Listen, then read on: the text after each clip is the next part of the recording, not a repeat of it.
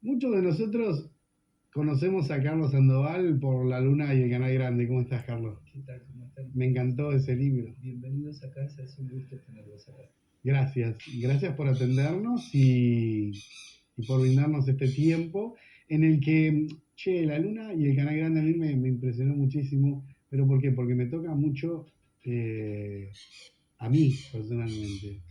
El de las manzanas y correr por el canal lo hice y digo, este pibe pasó lo mismo que yo. Y de repente, para ir sigilosamente como el pelado Kung Fu, también lo hice. Entonces, Claro. che, ¿cómo es que nace el libro este? Bueno, yo soy enfermero hace 30 años. El 15 de marzo del año pasado cumplí 30 años como enfermero. Mirá. Cuando empecé a escribir, perdón, casi en paralelo de haber empezado a trabajar como enfermero, porque necesitaba oxigenar la cabeza, porque cuando uno es enfermero en un hospital público, Ujú.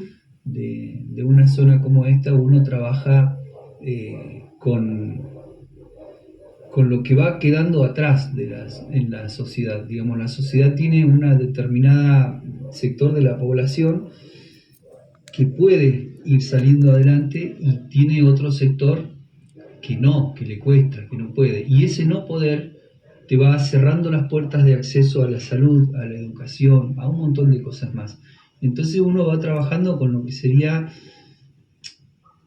la palabra es horrible, pero no encuentro en este momento o, otro sinónimo. Ujú. Serían los despojos, los errores Sí. de la organización social. Y entonces uno ve muchas enfermedades que están más relacionadas con lo social que con estrictamente la salud. Y eso uno dice, bueno, yo puedo meter mis manos en una herida y curarla, pero lo que no puedo Claro. es meter mis manos en un lugar desde donde saque una determinada cantidad de dinero para favorecer a esta persona que yo hoy la curo y sé que cuando se va de alta se va al mismo lugar donde se enfermó, donde vive pobreza, miseria, maltrato. Entonces sabes que esas personas vuelven y vuelven y vuelven y cada vez más deterioradas. Eso se le llama a los pacientes por razones sociales, digamos. Y entonces para irme escapando un poco de ese dolor que uno absorbe, cada vez que vos atendés a un herido o charlas con alguien que está muy triste, siempre algo absorbes de eso, Sí. porque la persona siempre algo descarga de eso, y el que absorbe esa descarga es uno. Y entonces la literatura o el arte en general, viste que yo escribo para la música también, y hasta que la enfermedad me lo impidió, tocaba instrumentos de cuerda, acordeón, alguno que otro instrumento de viento y componía o compongo para la música también. Ujú. Así que son como 28, 29 años de escritor y unos 30 años de enfermero, más o menos. Ahí nace La Luna y el Canal Grande. Ahí nace La Luna y el Canal Grande en esas guardias nocturnas donde tu sala está tranquila, tus pacientes duermen y no pasa nada y uno para no, para acortar un poco la noche empieza a hilvanar recuerdos, a teñirlos o a desteñirlos para poder compartir. Porque si hay algo que tiene de bueno esto es que uno puede compartir, que es lo que ha pasado con vos. Sí. Compartimos una misma experiencia y la venimos a descubrir gracias a que alguien lo plasmó en forma de poesía. Claro, claro. Eso es. Vos sabés que hay algo que a mí me llamaba muchísimo la atención, que lo repetís en dos oportunidades en el libro, y tiene que ver con una pelota, esa pelota que pasaba del otro lado del paredón y que después la encontrabas en el otro barrio, Claro. y que un poco ese reflejo ocurrió en mi barrio. Digo, hacían las cosas iguales los barrios. Sí, sí, sí. O habían esos pibitos de los barrios que decían, ahí viene la abuela, mi abuela es maravillosa porque cada vez que viene de visitas me trae de regalo un fútbol. Resulta que la vieja era una arpía que cada vez que los pibes caía la pelota a su casa no se la devolvía nunca. pero se las regalaba entonces era una ídola. Y esos personajes hay en todos los barrios, siempre hay esos personajes. Entonces, lo que yo te decía, uno literariamente los viste, dándole alguna característica extra para que sea literariamente aceptable y ameno. O los desviste, si tal vez la persona le cuesta mucho, entre comillas, digamos, le cuesta mucho llevarse bien con el resto del mundo, uno desviste esa característica para que literariamente también la persona sea aceptada. Y entonces empezás a desvestir de rasgos malignos a muchos personajes, a tal punto que cuando escribo La leyenda del cuero, una adaptación de La leyenda del cuero, el cuero es un ser mitológico maligno, te agarra de las patas y te hunde. Es una leyenda mapuche. Y el cuero que creo yo literariamente lo fui desvistiendo de su maldad hasta que al final de la obra te termina dando lástima, te termina dando pena. Decís, bueno, pobrecito, que invoque una, que gane una. Claro. Che, y hablando de seres, ¿lo llegaste a conocer a Garrido? Aparece el cuento del finado Garrido en varios capítulos, donde desde entrada enganchás de una manera extraordinaria y lo querés seguir, porque uno está todo el tiempo pensando en las apariciones, ¿no? Sí. Bueno, lo de hablar, conversar sobre los aparecidos y eso tiene que ver con generaciones anteriores a la nuestra. Cuando nosotros éramos muy niños, en esa época en la que el niño no hablaba en la mesa con los adultos, así que se sentaba a escuchar solamente. Y ahí se iban entrelazando conversaciones que tenían que ver con toda esta mitología que nos envuelve y que está medio como tapada por una especie de sábana, casi toda la mitología de la Patagonia. La Patagonia es un lugar fantástico si uno explora mucho el campo de la comunicación humana y los mitos populares. Cuando eso se entrelaza es fantástico. Y lo que hice ahí fue rescatar dentro de esas conversaciones de quienes creen o no en los aparecidos y ponerle una serie de características de manera tal que sea imposible para el lector no dejar de creer en eso. O sea, no podés no creerlo. Ese es como el desafío del literato. La literatura, dicen, es la más deshonesta de las artes, porque prácticamente todo lo que hay escrito en poesía o en novela o en cuento es mentira. Uno está contando una ficción.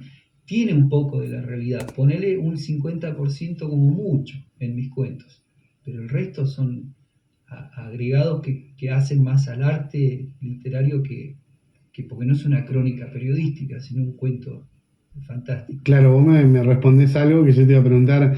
¿Tiene algo de verídico el cuento en el que te involucras en primera persona? Digo, y me lo terminás de responder, ¿no? Tiene la mística que tiene que tener un cuento. Y esto que reflejás también de los pueblos es la costumbre que se ha ido como desvaneciendo de la fantasía del niño, de la fantasía de la infancia. Ser como el Kung Fu, el que aparecía a las 6 de la tarde en la televisión, ¿no? Y lo veíamos en blanco y negro, sí, totalmente. Contame esa experiencia. ¿Salían a jugar a la vera del Canal Grande? ¿Cómo era el...? Y yo me crié a orillas del Canal Grande, entonces mi gran patio de juegos fue toda la orilla del canal hasta donde te daban los piecitos para caminar cuando eras chico. Por eso, justo en ese cuento Kung Fu, hoy que veo que es como caminar un par de cuadras nada más, para mí en ese momento era una eternidad. Atravesamos las dos eternidades de la casa al Canal Grande, del Canal Grande al puente, del puente a la bomba de agua de los camiones regadores y de ahí a la chacra. Eso era una eternidad que si yo tuviera un mapita para mostrarles, creo que no había más de 5 o 6 cuadras desde mi casa hasta la primera chacra. Pero cuando uno es niño, todo parece mucho más grande y todo parece, lo fantástico es mucho más fantástico, lo terrible es mucho más terrible. Y y lo hermoso es mucho más hermoso cuando uno es niño. Yo quiero Entonces, sacarte... escribir es eso, es escarbarle la cabeza al niño que he Sí, sido y el alma al niño que he sido, para nunca dejar de ser ese niño. quiero sacarte del libro de la noche para llevarte a otras obras y que yo no conozco. ¿Cuáles son esas? Y bueno, hay una versión en audiolibro de La Luna y el Canal. Hay otro libro que se llama Retazos de Aire, Memorias del Viento, que son dos libros en uno. Su primera parte se llama Retazos de Aire, que es una serie de, lo que le llamo yo, como toda leyenda es apócrifa, pero está como aceptada, normalizada, naturalizada por el pueblo. Sabemos que el tuetué no existe, pero todos conocemos la historia del tuetué, por ejemplo, y podemos transmitirla a otras generaciones. Así que ese libro tiene en esa primera parte mucho de esto, de la curiosidad mía de indagar en el imaginario popular y la comunicación humana, sobre todo acá en la Patagonia, y no solamente de Argentina, sino de Argentina y Chile en el sur, porque hay un vínculo fuerte con las creencias y las mitologías en el sur de Argentina y sur de Chile. También hay, bueno, 3 obras de títeres que han recorrido América Latina entre el 2003 y el 2012. Y hay 2 películas hechas con guiones míos. Hay una película que justo narra el cuento del que estuvimos hablando, de Finado Garrido, que para quienes no lo conocen, es la historia de un carpintero que le traen un ropero para arreglar. Y él descubre que adentro de ese ropero estaba presa el alma de un amigo que había fallecido. Entonces, esta novelita corta narra todas las peripecias que pasa el carpintero para liberar el alma de su amigo. En realidad, esa novelita, novel, porque es una novela corta, es un homenaje a la amistad. Y el mensaje de esa novela es: los amigos no se dejan en banda, ni aún después de muerto. Me dijiste que tocabas instrumentos y ahí Sí. te voy a sacar un ratito de la literatura, pero llevarte a la literatura cantada, Sí. a la literatura sonada. ¿Qué trayectoria tuviste? ¿Por dónde anduviste haciendo música? Yo soy un músico de oreja. Soy un tipo que me pongo a tocar y vos me pones una partitura adelante y ahí dejo de tocar, porque no sé cómo se sigue.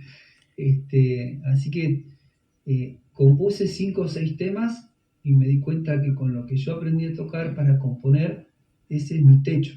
Si yo seguía intentando componer, me iba a empezar a autoplagiar, porque musicalmente soy limitado. No es que no puedo tocar, sino que no puedo componer.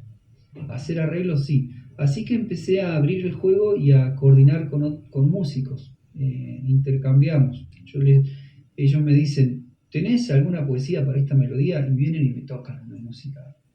Y yo me fijo si tengo algo que pueda acompañar eso como proceso creativo también. Y si no, al revés, yo soy el que escribe la poesía y se lo paso a algún músico y le digo: toma, esto es para una chacarera. Que después no es ni chacarera, ni gato, ni escondido, es lo que quería el músico. Claro, totalmente. Pero igual se respeta, si uno lo convoca, se respeta. ¿Dónde escuchamos tus poesías cantadas? ¿En algunos artistas de acá? Hay 2 discos que tienen temas míos. Uno es del compadre Adrián Vivas, que en este momento está viviendo en Pueblo, y otro disco se llama Patagonóptico y tiene una samba que se llama Aún Citarrosa, la samba.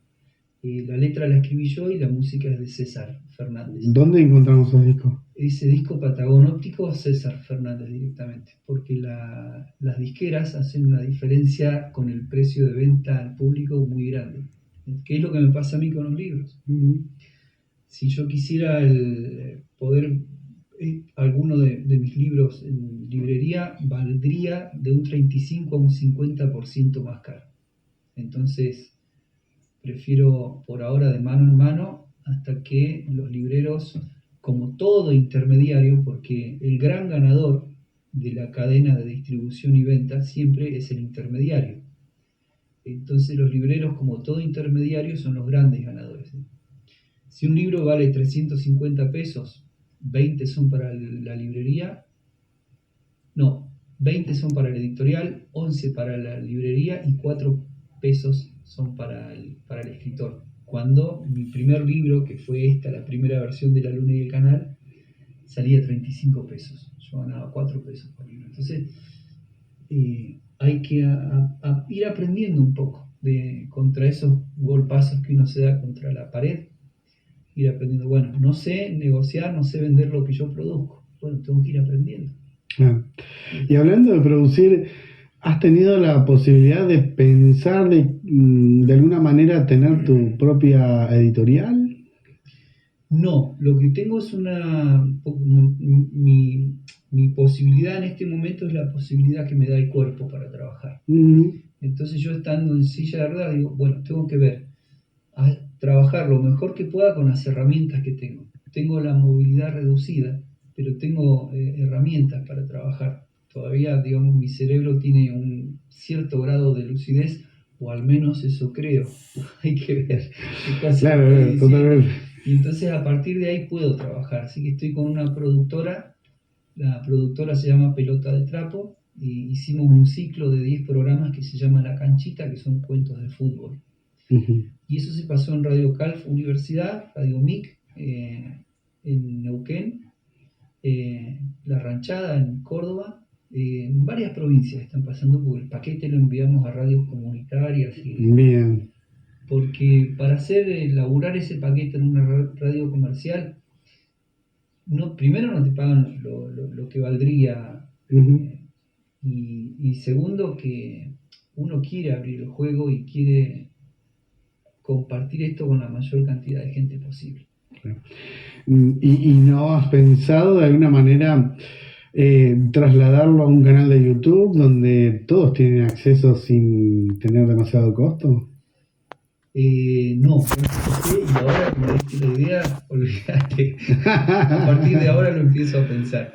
Tengo que hablar con el otro escritor que trabaja conmigo en la productora y ya está hecho. Y el cámara te puede dar una mano ahí porque sabe mucho de lo que es la informática. Carlos, para terminar, ¿cómo conseguimos tus libros? ¿Dónde los vamos a comprar? ¿Está la posibilidad de que los tengan en algunas bibliotecas de algunas escuelas? En bibliotecas y bibliotecas de escuelas y bibliotecas populares. Librerías, por el momento no, porque no es que no tengo libros, pero no puedo ponerme de acuerdo conmigo en un precio que sea aceptable para el librero que necesita vivir de su trabajo, para mí que también necesito cobrar algo por lo que hago. Che, y si arreglás con esto de decir vengan a casa. Sí, así estoy trabajando. Me chiflan, vienen y se llevan. El último libro mío de poesía se llama Intemperie. No es mi último libro de poesía, es el primer libro de poesía. Y acá viene un dato curioso. A mí siempre se me consideró poeta. Hace 28 años que escribo y esta es la primera vez que publico poesía. Pero quienes han leído cositas sueltas mías siempre me consideraron poeta. Che, hablando de cosas que se nos van pasando, y en el fin de la nota quiero agradecerte por ese maravilloso gesto que tuviste para, de alguna manera, en convenio con la Facultad de Derecho, de generar La Luna y el Canal Grande en audiolibro. Fue tremendo. Por eso es que yo te hablé del audiolibro, te hablé desde el audiolibro, porque yo, persona ciega, pude llegar a esa lectura, y frente a cámara y todos los que están viendo ya te escucharon a vos, te escucharon en FM Viento del Sur, allí en Vista Alegre. Uy, qué te escucharon en Plotier. Sociedad Real te está reproduciendo estos audiolibros porque los tomamos como una especie de capítulos de una telenovela que empieza pero nunca termina. Claro, sí, tal cual, como decía Borges, en realidad no escribimos nada nuevo, estamos recreando siempre cosas que ya han ocurrido. Incluso si nos ocurrió a nosotros y nosotros lo plasmamos en el papel, no es que estamos creando algo nuevo en ese momento, sino que estamos recreando lo que ya nos pasó. Total. Y parte de la literatura es eso. Quería cerrar yo con una cosa, Sí, porque casi siempre me preguntan, qué raro que siendo enfermero, trabajando en un ámbito científico, te hayas dedicado también a ser escritor o músico. Y yo digo, no, tienen un mismo hilo conector, no están distanciados, no son caminos divergentes. La literatura o el arte en general y la enfermería tienen un mismo hilo conector, que es el brindarse a los demás. Y ya con eso no hay más nada que explicar, ¿viste? Cuando vos decís, todas estas cosas que hago parten de una misma base, que es brindar lo que yo hago hacia los demás. Y tener la satisfacción de saber que el día que uno ya no esté, eso va a seguir estando. Y eso es trascender. Y eso te da la sensación de haber vencido a cosas que parecen invencibles. Desde este lugar tan chiquitito, desde este cuerpo enjuto. Fin de la cita. No quiero seguir hablando porque me voy a emocionar mucho. Carlos, te agradecemos enormemente por abrirnos las puertas de tu casa. Y bueno, gracias por este espacio. Y bueno, tenés la pantalla para decirle a la gente una invitación, una poesía. Ya vamos. Mira, vamos a elegir una de acá, alguna bien cortita. Dale. El libro Intemperie, es un libro, bueno, la tapa son como listones de una misma foto. Es una misma foto repetida en varios listones porque el libro está como en varios pedazos adentro. Voy a poner los lentes porque si no... Y viste que siempre tenemos la ayuda esa anteoja, digo yo, que anteojística, ayuda anteojística. Que de alguna manera te acompaña a llegar un poco más lejos, ¿no?